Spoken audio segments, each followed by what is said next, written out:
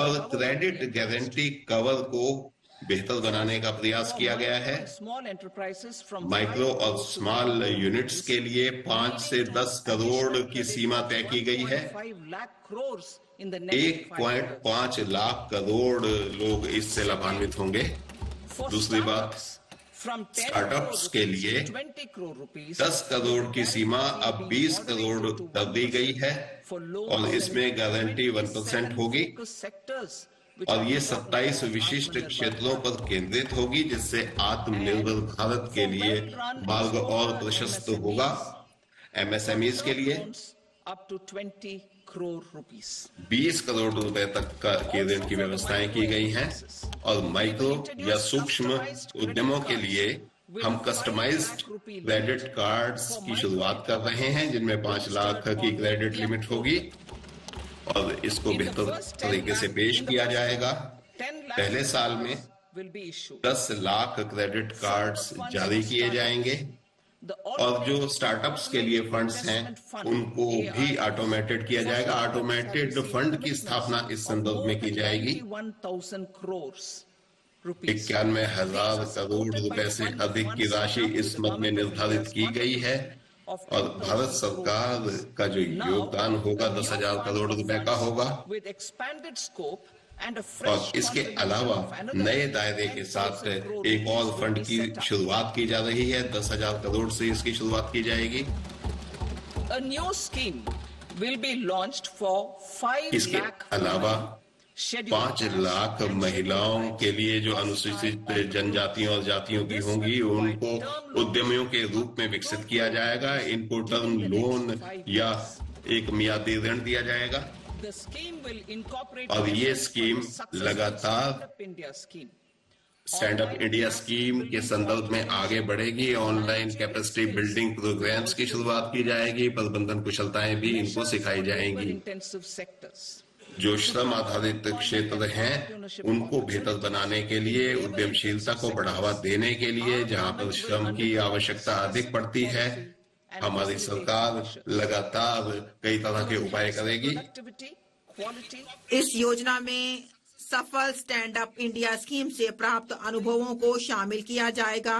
उद्यमशीलता और प्रबंधकीय कौशलों के लिए ऑनलाइन क्षमता निर्माण कार्यक्रम भी आयोजित किए जाएं। श्रम सघन क्षेत्रों के लिए उपाय। श्रम सघन क्षेत्रों में रोजगार और उद्यमशीलता के अवसरों को बढ़ावा देने के लिए हमारी सरकार विशिष्ट नीतिगत और सहायक उपाय करेगी।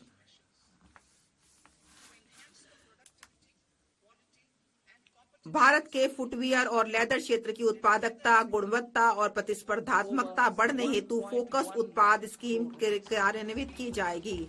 इस स्कीम में लेदर, फुटवियर और उत्पादों के लिए सहायता के अलावा बिना लेदर वाले गुणवत्तापूर्ण फुटवियर के उत्पादन हेतु आवश्यक डिजाइन क्षमता, घटक विनिर्माण और मशीनों के लिए सहायता दी जाएगी। इस स्कीम से 22 लाख व्यक्तियों को रोजगार मिलने और 4 लाख करोड़ का कारोबार और 1.1 लाख करोड़ से अधिक का निर्यात होने की उम्मीद है। खिलौना क्षेत्र के लिए उपाय। राष्ट्रीय खिलौना कार्य योजना के आधार पर हम भारत को वैश्विक खिलौना केंद्र बनाने के लिए एक योजना कार्यान्वित करेंगे। इस योजना में क्लस्टरों, कौशलों और ऐसे विनिर्माण इकोसिस्टम के विकास पर जोर दिया जाएगा जिसके परिणाम स्वरूप उच्च गुणवत्ता वाले ऐसे अनूठे, नवीन और पर्यावरण अनुकूल खिलौने मिलेंगे जो मेड इन इंडिया ब्रांड का प्रतिनिधित्व करेंगे। खाद्य प्रसंस्करण के लिए सहायता।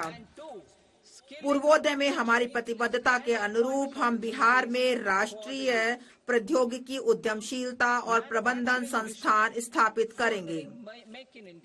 इस संस्थान से पूरे पूर्वी क्षेत्र में खाद्य प्रसंस्करण कार्यकलापों को पुरजोर बढ़ावा मिलेगा। इसके परिणाम स्वरूप 1. किसानों के उत्पादों के मूल्य संवर्धन के माध्यम से उनकी आमदनी बढ़ेगी और 2. युवाओं को कौशल प्रशिक्षण, उद्यमशीलता और रोजगार के अवसर प्राप्त होंगे। The mission will also support furthering Make in India. विनिर्माण मिशन मेक इन इंडिया को आगे बढ़ाना। मैन्युफैक्चरिंग मिशन हमारी सरकार केंद्रीय मंत्रालयों और राज्यों के लिए नीतिगत सहायता, निष्पादन कार्य योजनाओं, शासन और निगरानी फ्रेमवर्क उपलब्ध कराकर मेक इन इंडिया को आगे बढ़ाने के उद्देश्य से लघु, मध्यम और बड़े उद्यमों को शामिल करते हुए राष्ट्रीय विनिर्माण मिशन की स्थापना करेगी। इसका विवरण अनुलग्न अंग में दिया गया है और यह जो इसका जो जलवायु अनुकूल विकास की परतों को ध्यान में रखते हुए मिशन स्वच्छ प्रौद्योगिकी विनिर्माण को भी सहायता प्रदान करेगा। इसका उद्देश्य घरेलू मूल्यवर्धन में पर्याप्त सुधार करना, solar PV cell, EV battery, मोटरों, कंट्रोलरों, इलेक्ट्रोलाइजरों, विंड टर्बाइनों, अत्यधिक वोल्टेज वाले ट्रांसमिशन उपकरण और ग्रिड स्किल बैटरियों का हमारा इकोसिस्टम तैयार करना होगा। तीसरे इंजन के रूप में निवेश। अब मैं तीसरे इंजन के रूप में निवेश की ओर बढ़ती हूँ, जिसमें लोगों में निवेश, अर्थव्यवस्था में निवेश और नवाचार में निवेश शामिल है। लोगों में निवेश, सक्षम आंगनवाड़ी और पोषण 2.0। सक्षम आंगनवाड़ी और पोषण 2.0 कार्यक्रम देश भर में 8 करोड़ से अधिक बच्चों, 1 करोड़ गर्भवती महिलाओं तथा स्तनपान कराने वाली महिलाओं और आकांक्षी जिलों एवं पूर्वोत्तर क्षेत्र में लगभग 20 लाख किशोरियों को पोषण संबंधी सहायता प्रदान करता है। इस पोषण संबंधी सहायता के लिए लागत मानदंडों को समुचित रूप से बढ़ाया जाएगा।